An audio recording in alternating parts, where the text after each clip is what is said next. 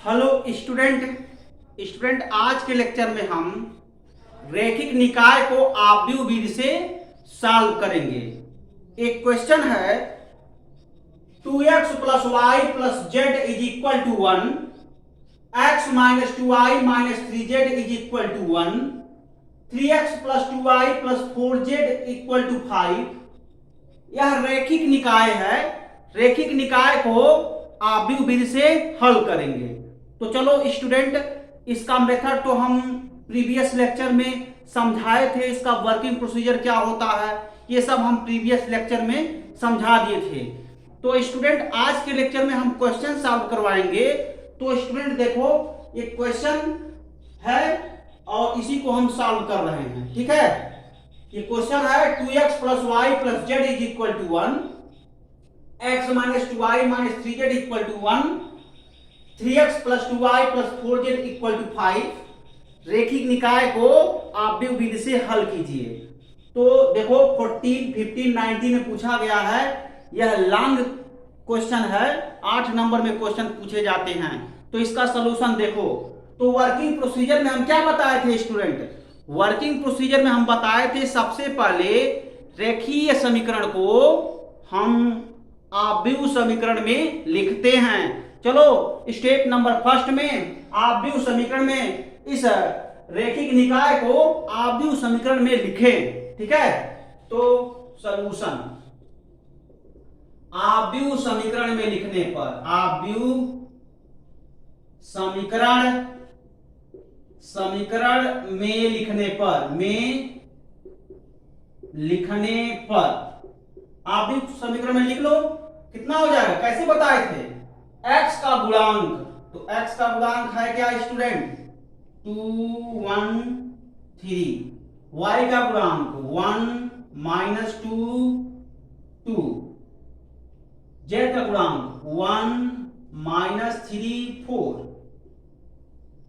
3 cross 3 into चर स्तंभ आव्यूह। चर स्तंभ आव्यूह, इसमें कितने अननोन वेरिएबल हैं, मतलब कुल कितने चर हैं? 3 चर हैं, x y z। तो यहां लिखो x y z is equal to 1 1 5। यह हो गया 1 1 5। Okay student, 3 cross 1, 3 cross 1।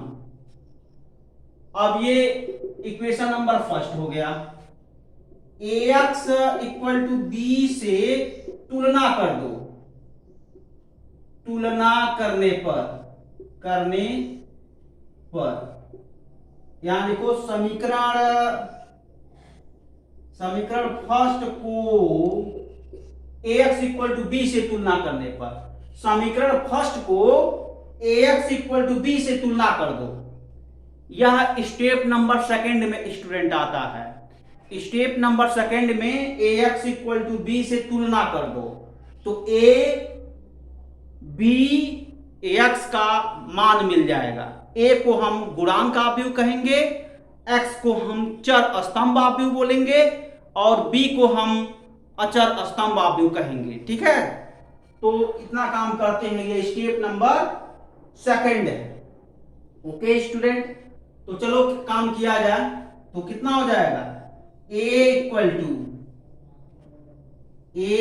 To 2 1 3, 1 minus 2 2, 1 minus 3 4, 3 cross 3। x equal to x y z 3 cross 1। b equal to 1 1 5, 1 1 5, ये 3 cross 1। Okay student, A X B निकल गया। अब देखो स्टूडेंट, हम क्या करते हैं, स्टेप सेकंड में ही ax equal to b which will imply that x equal to a inverse into b। Step second में ही a इनवर्स कैलकुलेट कर लो। स्टेप थर्ड में एडजॉइंट कैलकुलेट कर लेंगे और स्टेप फोर्थ में कैलकुलेशन करेंगे। ये सब हम बताए थे, 4 स्टेप का है। और आपको मैं बता दूं स्टूडेंट, ए इनवर्स जब कैलकुलेट करोगे ये भी 4 स्टेप का है। तो हम बार बार स्टेप नहीं लिखेंगे, सिस्टमेटिक काम करते जाएंगे। प्रीवियस लेक्चर में बताए भी थे method for finding A inverse, मतलब स्टूडेंट ये बताए थे प्रीवियस लेक्चर में किसी भी व्युत्क्रमणीय आव्यूह का कैसे हम व्युत्क्रम निकालते हैं, ये सब हम बता चुके थे। वह सब मेथड का पालन करते हुए ए इनवर्स भी निकाल लो, ठीक है। तो चलो अब इसके बाद हम ए इनवर्स कैलकुलेट करेंगे, तो यहां तक वाले नोट कर लो।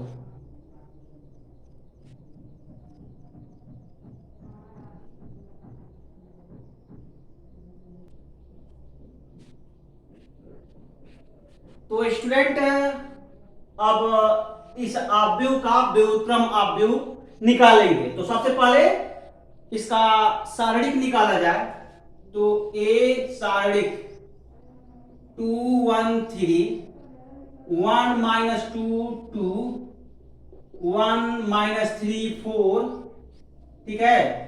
अब देखो इसको आप सॉल्व कर लो तो हो जाएगा 2 इन ब्रैकेट -8, देखो -8 plus 6 -1 in bracket row column छोड़ दो 4 और 4 प्लस 9 हो गया, रो कॉलम छोड़ेंगे 4 प्लस 9 और plus 1 in bracket row column again छोड़ो 2 और प्लस 6 हो गया, 2 प्लस 6। अब यहां से देखो ये -4 हो गया, यहां से ये -13 हो गया और यहां से और ये +8 हो गया, और यहां से थोड़ा सॉल्व कर लो -17 प्लस 8 इज इक्वल टू -9 हो गया। ये डिटरमिनेंट का वैल्यू देखो हम कैलकुलेट कर लिए। ओके स्टूडेंट, ये वैल्यू कितना आ गया, -9 हो गया। अब देखो ये -9 हो गया, ए डिटरमिनेंट का वैल्यू -9 है तो ये नॉन जीरो है, इसका मतलब ए इनवर्स मिलेगा, ए इनवर्स मिलेगा, ठीक है। ए इनवर्स मिल जाएगा, समझ में आ रहा है ना। अब इसका ए इनवर्स निकाला जा सकता है। तो जब ए इनवर्स, अब देखो पहले स्टेप में हम क्या किए हैं, इनवर्स डिटरमिनेंट का वैल्यू निकाले हैं, दूसरे स्टेप में हम कोफैक्टर निकालेंगे। तो कोफैक्टर निकाला जाए, तो कोफैक्टर, तो यहां तक पहले नोट करो।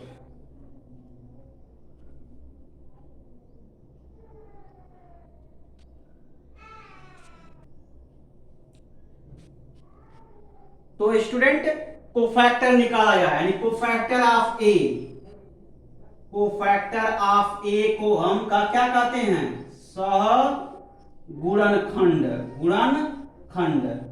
सहगुणनखंड कहते हैं ना स्टूडेंट। अब ये वैल्यू क्या हो जाएगा, 3 क्रॉस 3 A11 A12 सब कैपिटल लेटर में, A13 A21 A22 A23 A31 A32 A33, ठीक है। तो स्टूडेंट अब एक एक करके A11 A12 A13 का देखो मैं सब कैलकुलेट कर लिया हूं यहां, ठीक है ऑलरेडी, लेकिन मैं कैलकुलेट करके यहां मैं आप लोगों को भी बताऊंगा कैसे A11 की वैल्यू कैलकुलेट करते हैं। एक बात और समझ लो स्टूडेंट, आप अच्छे से समझ लो, अगर A11 का वैल्यू निकालना सीख जाओगे तो जैसे A11 का वैल्यू निकलता है वैसे ही A12 का वैल्यू निकलेगा, वैसे A13 का वैल्यू निकलेगा। तो स्टूडेंट हम 2-3 जो है एलिमेंट का कोफैक्टर कैलकुलेट करके आपको सिखा देंगे, उसके बाद जो मैं कैलकुलेट किया हूं ये डायरेक्ट यूज करके सॉल्व कर लेंगे और आप लोग जो है कैलकुलेट कर लेना, ठीक है। तो देखो A11 का वैल्यू आपको पता है ना स्टूडेंट, ये वैल्यू क्या होता है, -1 टू द पावर 1 प्लस 1, ये जो 1 1 है ना तो -1 टू द पावर 1 प्लस 1, और यहां से देखो M11 का मतलब क्या है कि स्मॉल a11 का उपसारणिक, समझ में आया। ये बात उपसारणिक कैलकुलेट करने के लिए हम बताए ही थे पिछले लेक्चर में। तो चलो अब काम किया जाए, a11 इज इक्वल टू, यहां से देखो इसको सॉल्व करो, -1 के पावर 1 प्लस 1, तो -1 के पावर 2 अर्थात ये +1 होगा, +1 हुआ, इसका मतलब M11 आया। अब A11 is equal to M11, M11 का मतलब क्या हुआ स्टूडेंट, स्मॉल a11 का उपसारणिक। तो सारणिक में जाओ, स्मॉल a11 यही है ना, स्मॉल a11 यही है, मतलब पहला पंक्ति पहला स्तंभ यही है। अब पहले देखो 11 का मतलब क्या हुआ, पहला पंक्ति पहले स्तंभ को छोड़ दो, तो पहला पंक्ति और पहले स्तंभ को छोड़ देंगे। देखो तो बचा क्या, सारणिक हो जाएगा -2 2 -2 2 -3 4, सरल करो तो ये हो गया -8 हो गया, -8 और +6 कितना हो गया टोटल, -8 +6 यानी -2। देखो a11 का वैल्यू देखो -2, a11 का वैल्यू -2 कैलकुलेट किया हूं। ऐसे एक और एलिमेंट हम कैलकुलेट कर लेते हैं स्टूडेंट, ठीक है ना। तो देखो a12 इज इक्वल टू -1 की पावर 1 + 2, ठीक है, -1 की पावर 1 + 2 और m12, और ये देखो ये माइनस है, -1 की पावर क्यूब हो जाएगी जब सरल करेंगे तो -m12 is equal to minus सारणिक। अब देखो 1 2 का मतलब क्या है, पहले अच्छे से समझ लो। 1 2 का मतलब पहला पंक्ति दूसरा स्तंभ, पहले पंक्ति और दूसरे स्तंभ को छोड़ो, तो पहला पंक्ति और दूसरा स्तंभ। देखो इस बार क्या करेंगे, ये देखो मैं थोड़ा रेक्टेंगल बना रहा हूं, यही a12 का पोजीशन है, तो पहला पंक्ति और दूसरे स्तंभ को, दूसरे स्तंभ का मतलब क्या होगा, देखो मैं मार्कर लगा दे रहा हूं इसको, यहां डॉटेड लाइन देखो मैं किया हूं, ये पहला पंक्ति देखो डॉटेड लाइन है ना, डॉटेड लाइन, और दूसरे स्तंभ को छोड़ देंगे। बचा क्या 1 3 -3 4, तो लिख डालो 1 3 -3 4। अब इसी को सरल कर लो स्टूडेंट, ठीक है। तो a12 का जो वैल्यू है, a12 इज इक्वल टू, ये हो गया माइनस इन ब्रैकेट देखो 4 प्लस, देखो 4 प्लस 9 कितना आ गया -13 हो गया, देखो -13 यहां लिखा हूं। तो ऐसे ही स्टूडेंट हर एक अवयव का उसका सह गुणनखंड निकाल लेंगे, निकल जाएगा ना, ऐसे आप निकाल लेंगे। आ रहा है समझ में ना। तो अब इसमें जितने भी वैल्यू हैं देखो मैं लिख दे रहा हूं, a13 का वैल्यू कितना है 8 जो मैं कैलकुलेट किया हूं, a21 का वैल्यू कितना है -2, और a22 का वैल्यू 5, और स्टूडेंट a23 का वैल्यू -1, a31 का वैल्यू कितना कैलकुलेट किया हूं -1, a32 का वैल्यू इज इक्वल टू 7, और a33 इज इक्वल टू -5, ठीक है ना। तो ये सब वैल्यू जो है जो मैं कैलकुलेट किया हूं एक साथ लिख लिया हूं। अब इन वैल्यू को a11 a12 a13 a21 a22 a23 a31 a32 a33, ये जो वैल्यू हम कैलकुलेट किए हैं इन सब वैल्यू को इसी में रख देंगे, तो कोफैक्टर कैलकुलेट हो जाएगा, ठीक है। तो स्टूडेंट यहां तक नोट कर लो।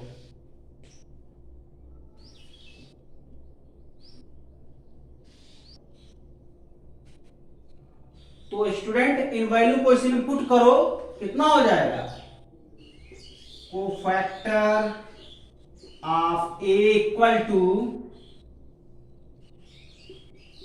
आप व्यू ये -2 -13 a11 a12 8 -2 5 -1 -1 7 -5, देखो ये कैलकुलेट हो गया। अब तीसरे स्टेप में इसका एडजॉइंट कैलकुलेट कर लो, ठीक है। यानी हो जाएगा adjoint of A equal to, जिसको शाखंडज बोलते हो हिंदी में, आव्यूह के शाखंडज। आप हिंदी में भी लिख सकते हो, थोड़ा बहुत इंग्लिश भी लिख सकते हो, नंबर नहीं कटेगा। आव्यूह के शाखंडज, ठीक है। यहां पर नोट करो कैसे होगा, 3x3। इसी का परिवर्त निकाल लो स्टूडेंट, इसी का परिवर्त। जब परिवर्त करोगे तो जो रो है उसको कॉलम में कर लो, यानी -2 -13 8 -2 5 -1 -1 7 -5, ठीक है। तो ये आपका क्या निकल गया, एडजॉइंट निकल गया स्टूडेंट। और जब एडजॉइंट निकल गया तो इनवर्स निकालना आसान है, अर्थात ए इनवर्स, जो फार्मूला जानते हो, एडजॉइंट ऑफ ए बटे डिटर्मिनेंट। तो एडजॉइंट ऑफ ए, यही एडजॉइंट ऑफ ए है, तो 1/-9 आव्यूह 3x3 का -2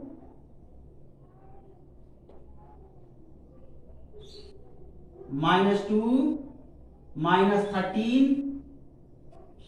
8 -2 5 -1 और -1 7 -5 और डिटर्मिनेंट है 1/-9। तो इनवर्स निकल गया स्टूडेंट। अब इनवर्स निकल गया तो उसी रिलेशन में रखकर सॉल्व करते हैं, ठीक है। तो चलो सॉल्व किया जाए। इतना मशक्कत करना पड़ेगा तब जाकर के ये सॉल्व होगा स्टूडेंट, नहीं तो पता चला कि नंबर कम मिल जाएगा आप लोग। और जो ए इनवर्स आप लोग रफ में कैलकुलेट करते थे, रफ में नहीं करना है, इसी वर्किंग प्रोसीजर में ही सब करना है। इस बात का आप लोग ध्यान देंगे।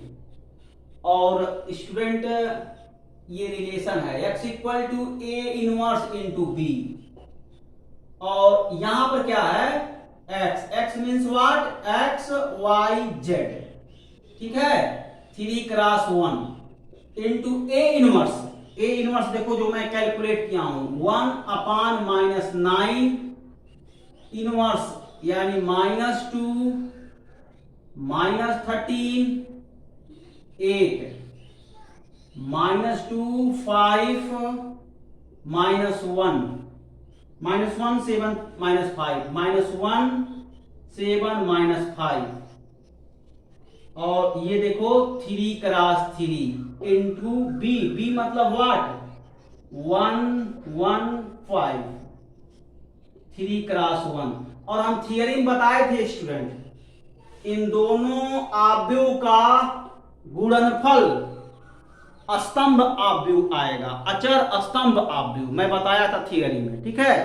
तो आप मल्टीप्लाई करके देख लो। दो आव्यूह का गुणा कब करते हैं, जब पहले आव्यूह का कुल स्तंभ दूसरे आव्यूह के कुल पंक्ति के बराबर हो जाए तो दोनों आव्यूह का गुणा कर लेंगे।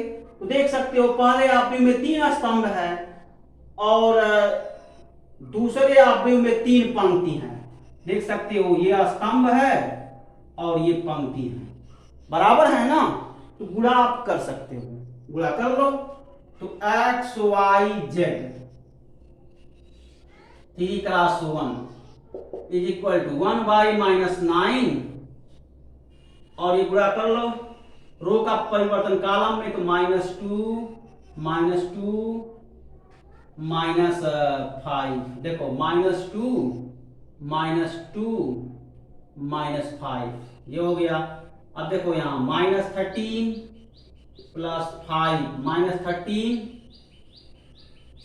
-13 और +5 +35 यहां देखो 8 -1 -25 3x1, ठीक है स्टूडेंट।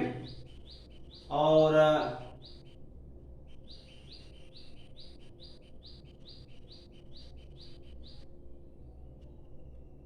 ठीक है, अब क्या करेंगे, अब मल्टीप्लाई करो।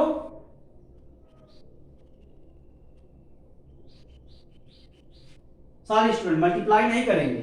यहाँ देखो मतलब इसका सरल करेंगे। अब इनको पहले सरल कर लेंगे, उसके बाद 1/-9 से क्या करेंगे, अब 1/-9 मतलब -9 से भाग दे देंगे। दूसरे शब्दों में 1/-9 से गुणा कर देंगे, ठीक है, मतलब मल्टीप्लाई करेंगे। चलो ये हो जाएगा x y z, ये 3 क्रॉस 1 इज इक्वल टू 1/-9। पहले नहीं मल्टीप्लाई करेंगे, वही मैं पहले बोल दिया कि मल्टीप्लाई पहले नहीं करेंगे, पहले इसको जो है सरल करेंगे। सरल करने के बाद 1/-9 से मल्टीप्लाई करेंगे, या दूसरे शब्दों में -9 से भाग दे देंगे, ठीक है। तो वही काम करो। यहां देखो ये -9 हो गया, यहां से ये देखो बचा -8, 27 हो गया, 27। और यहां से देखो इसको सरल करो,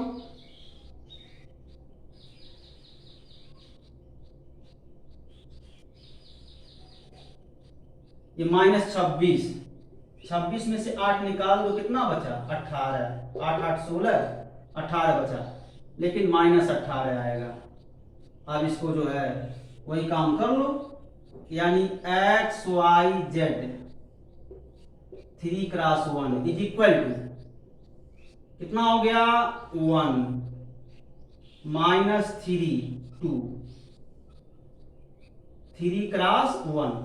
अब सरल कर लो, देखो दोनों अवयव बराबर हैं, इसके देखो आर्डर भी बराबर हैं, मतलब इसका कोटि बराबर है, और ये दोनों अवयव बराबर, बराबर का चिन्ह है, इसके अवयव भी बराबर होंगे, अर्थात x equal to 1, y equal to -3,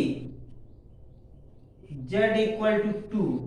ये देखो स्टूडेंट यही आंसर हो जाएगा, समझ रहे हो ना, इस तरीके से सॉल्व करते हैं। तो बस स्टूडेंट आज के लिए इतना ही, ऐसे ही इससे रिलेटेड और भी क्वेश्चन आप लोग सॉल्व करो, यही नियम लगेंगे। तो बल्कि क्वेश्चन हम इंपॉर्टेंट है कुछ सेंड करेंगे, आपको सॉल्व करके मेरे पर्सनल नंबर पर सेंड करना है, ठीक है। Okay student, thank you.